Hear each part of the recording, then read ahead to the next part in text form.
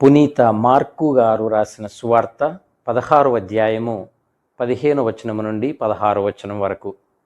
యేసు తన శిష్యులతో ఇట్లనెను, మీరు ప్రపంచమందంతట తిరిగి సకల జాతి జనులకు సువార్తను బోధింపుడు. విశ్వసించి జ్ఞానస్నానము పొందువాడు రక్షింపబడును, విశ్వసింపని వానికి దండన విధింపబడును. క్రీస్తు ప్రభువునందు ప్రియ సహోదరి సహోదరులారా, అక్టోబర్ 19న తల్లి శ్రీసభ ప్రపంచ వేదవ్యాపక ఆదివారమును లేదా మిషన్ సండేను కొనియాడుతూ ఉంది.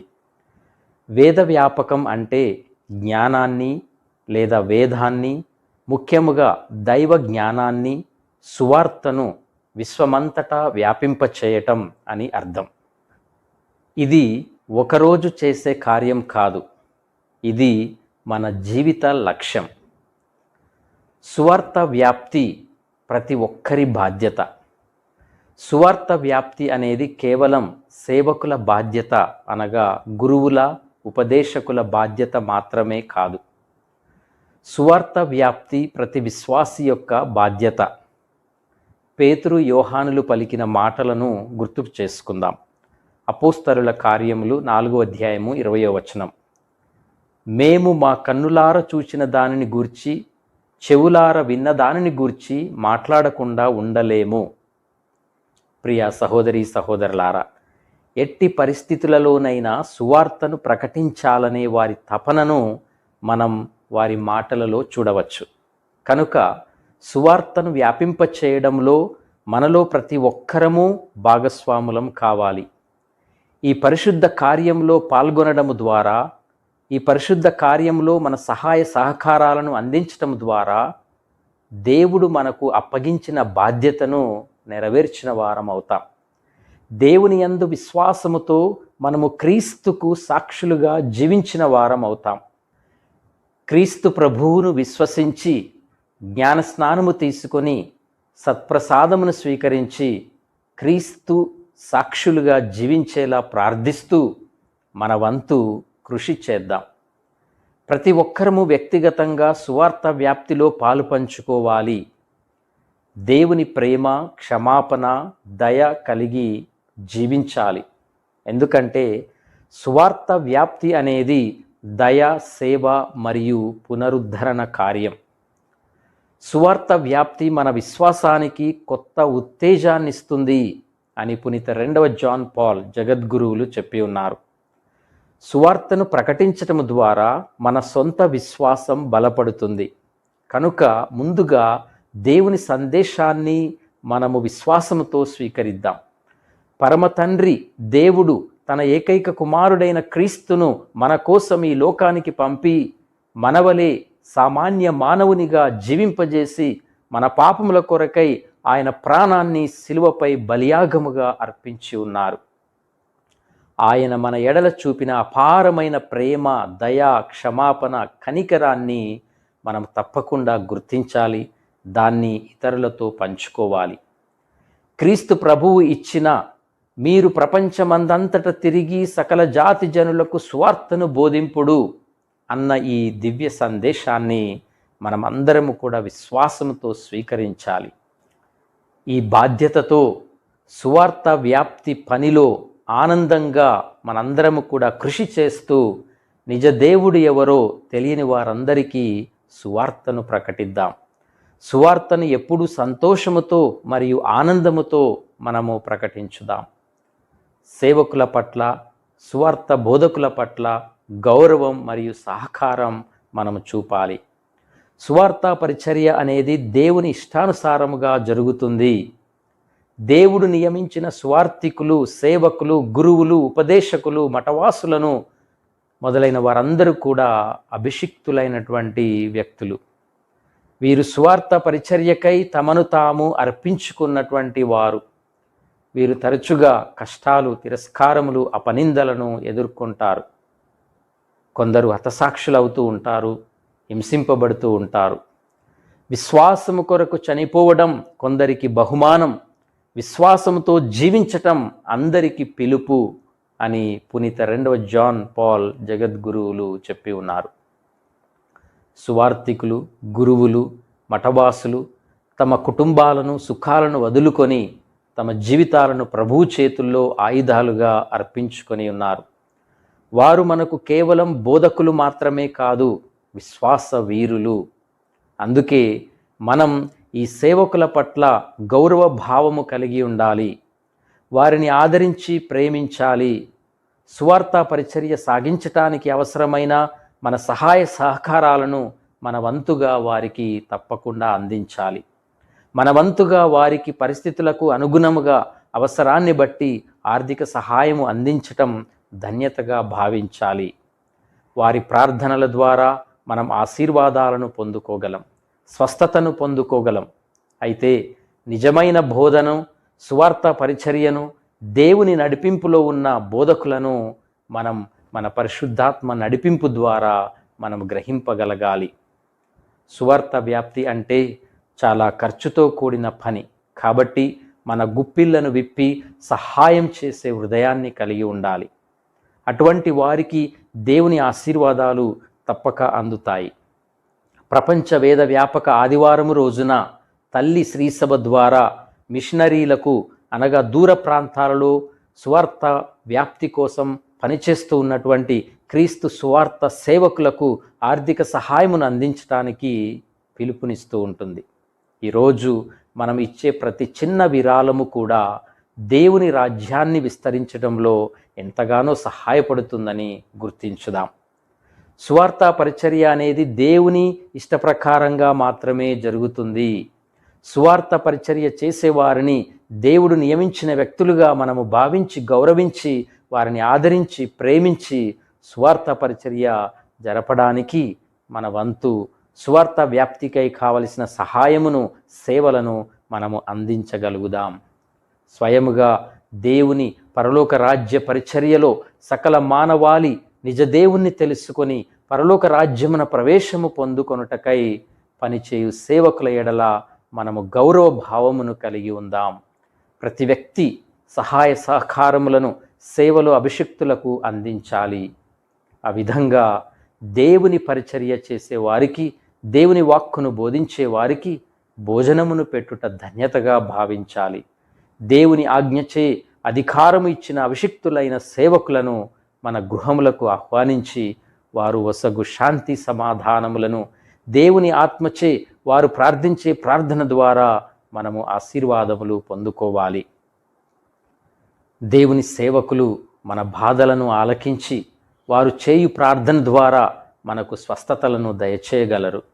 మన వద్దకు అనగా మన గ్రామమున ఉన్న దేవాలయమునకు వచ్చి దేవుని సువార్త బోధకులు పరిచర్య చేస్తూ ఉన్నారు అంటే దేవుని రాజ్య విస్తరణకు, దేవుని ప్రణాళికను నెరవేర్చుటకు దేవుని కార్యము అది అని మనము భావించాలి. దేవుడు మన గ్రామమునకు మన యొద్దకు పంపిన ఆయన శిష్యులను మనము గౌరవించి ఆదరించి ప్రేమించి వారి బోధనలను ఆలకించి దేవుని రాజ్యమున మనము ప్రవేశించటానికి, దేవుని వాక్కును మనము అనుసరించి దేవుని సాక్షులమై దేవుని యందు విశ్వాసముతో మనందరము కూడా జీవించగలగాలి. ప్రియ సహోదరి సహోదరులారా, సువార్త పరిచర్య రక్షణ మరియు నిత్య జీవమునకు నడిపిస్తుంది. సువార్త పరిచర్య లేకపోతే నిజదేవుడు ఎవరో, సత్యము అంటే ఏమిటో సర్వమానవాళికి తెలియకుండా పోతుంది. అందుకే స్వార్థికులు చాలా ప్రధానం. దేవుని యందు విశ్వాసము కలిగించి రక్షణను ఇచ్చేదే స్వార్థ వ్యాప్తి. మన జీవితం ఈ లోకముతో మాత్రమే ముగిసిపోవటం లేదు. మన మరణానంతరం దేవుని రాజ్యమైన పరలోక రాజ్యంలో నిత్య జీవము ఉంటుంది అన్నది మన విశ్వాసం.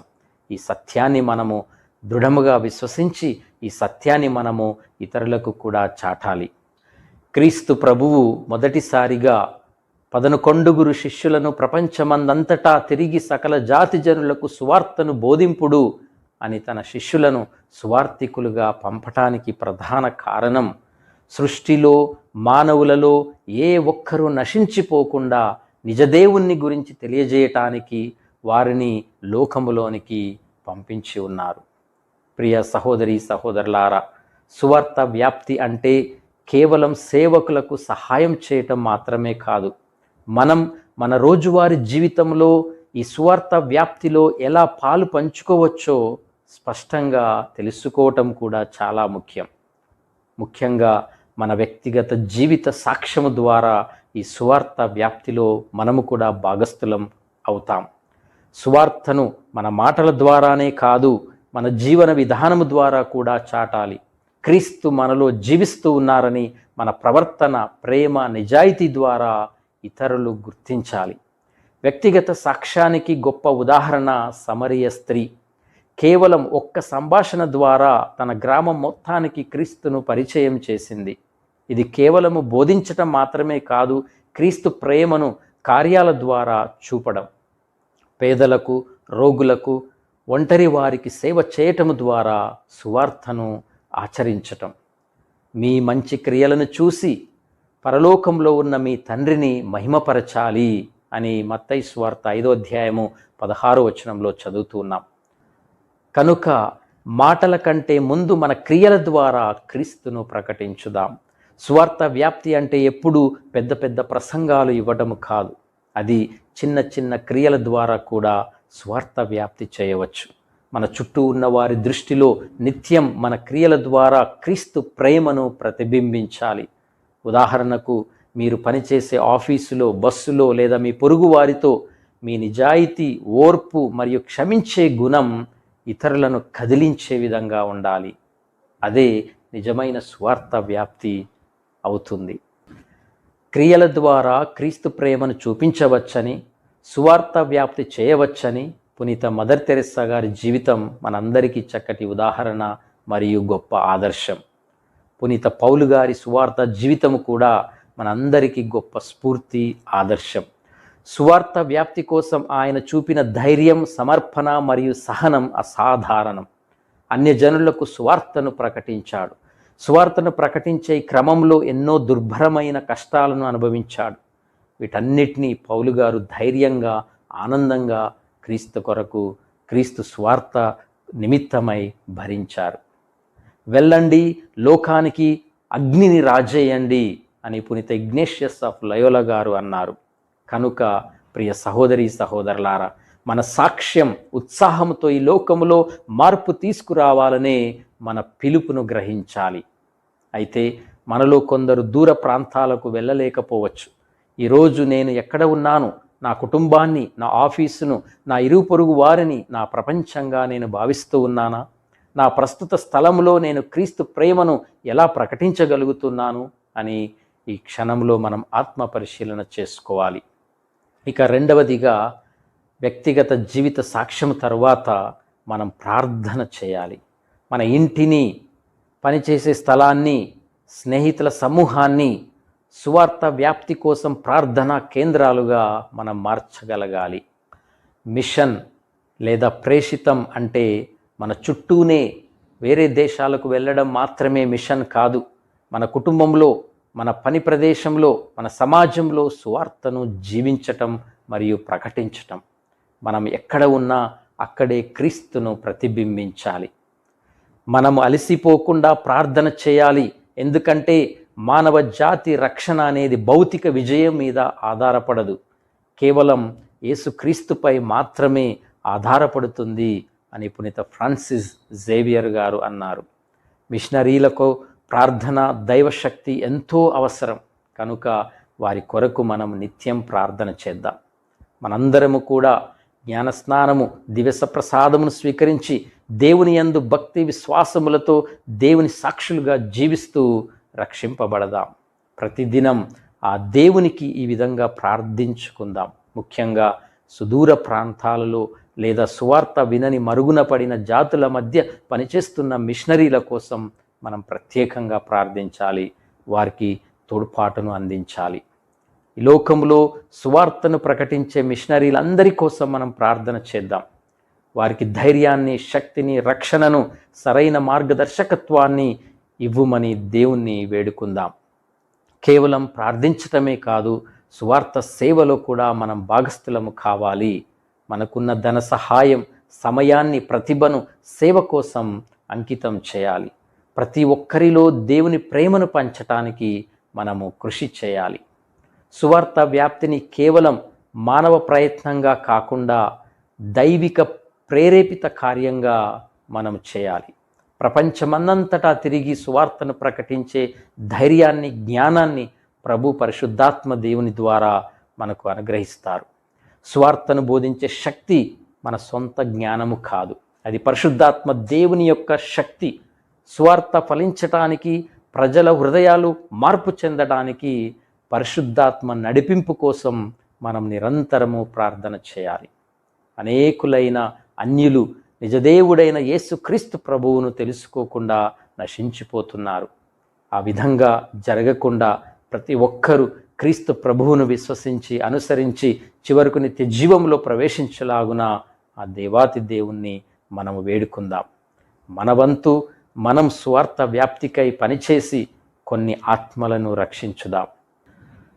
దేవుని ప్రేరణ, ఆత్మ నడిపింపు మనకు తోడై ఉండలాగున ప్రార్థించుకుందాం. ప్రియ సహోదరి సహోదరులారా, ఈ రోజు నుండి నేను క్రీస్తును నా మాటలలో, నా చేతలలో ప్రతిబింబిస్తాను అని గట్టిగా కోరుకుందాం. ప్రియ సహోదరి సహోదరులారా, ఈ ప్రపంచ వేద వ్యాపక ఆదివారం రోజున మనం కేవలము మాటలు చెప్పటం కాదు, దృఢమైన నిర్ణయాన్ని తీసుకుందాం. ప్రార్థన ద్వారా నిత్యము మిషనరీల కొరకు, సువార్త బోధకుల కొరకు, సువార్త ప్రకటింపబడని ప్రాంతాల ప్రజల కొరకు మనం ప్రార్థన చేద్దాం. మన త్యాగము ద్వారా వేదవ్యాపక ఆదివారం సందర్భంగా మన వంతు ఆర్థిక సహాయాన్ని వారికి అందించి వారి సేవలో భాగస్థులం అవుదాం. మన జీవితము ద్వారా క్రీస్తును కేవలం ఆదివారం మాత్రమే కాదు, ప్రతిరోజు మన అనుదిన జీవితంలో మనం చేసే ప్రతి క్రియలో, మనం మాట్లాడే ప్రతి మాటలో క్రీస్తుకు సాక్షులుగా జీవిద్దాం, క్రీస్తు సువార్తను బోధిద్దాం. కనుక పునీత ఇగ్నేషియస్ ఆఫ్ లోయల గారు అన్నట్లు, వెళ్ళండి లోకానికి అగ్నిని రాజేయండి అన్న మాటలకు మన జీవితాలే సువార్త కావాలని కోరుకుందాం. దేవుడు మిమ్మల్ని అందరినీ దీవించునుగాక. ఆమేన్.